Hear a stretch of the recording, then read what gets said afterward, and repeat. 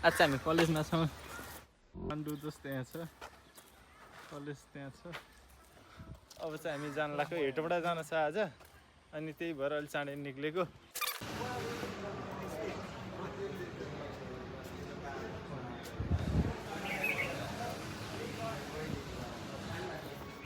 साथीहरू जे कामको लागि आएको त्यो काम चाहिँ भएन, लाइसेन्स चाहिँ प्रिन्ट भएको रहेछ दाइको। अब प्रिन्टै रोकिदिएको छ अरे अहिले। इमर्जेन्सीमा काठमाडौँमा गएर भिजाहरू देखाएर निकाल्यो भने मात्र हो अरे। त्यो चाहिँ हेटौँडाको कार्यालय भयो, यातायात कार्यालय भयो। यता चाहिँ हेटौँडा बजार, 2 किलोमिटर अगाडि हेटौँडा बजार छ अरे। बजार पनि त्यो सर हेरेर जाम आबेला भनेर, अब हेरेर अनि म फर्किन्छु होला। त्यो अहिले चाहिँ म हेटौँडा बजार आइसकेँ। त्यो चाहिँ हेटौँडा बजार हो। त्यो चाहिँ हेटौँडाको मेन प्रहरी कार्यालयमा काम थियो। अनि त्यो चाहिँ हेटौँडाको अस्पताल भयो उतापट्टि चाहिँ। साथीहरू यो चाहिँ राप्ती पुल हो होइन, यसलाई राप्ती नदी भन्दो रहेछ।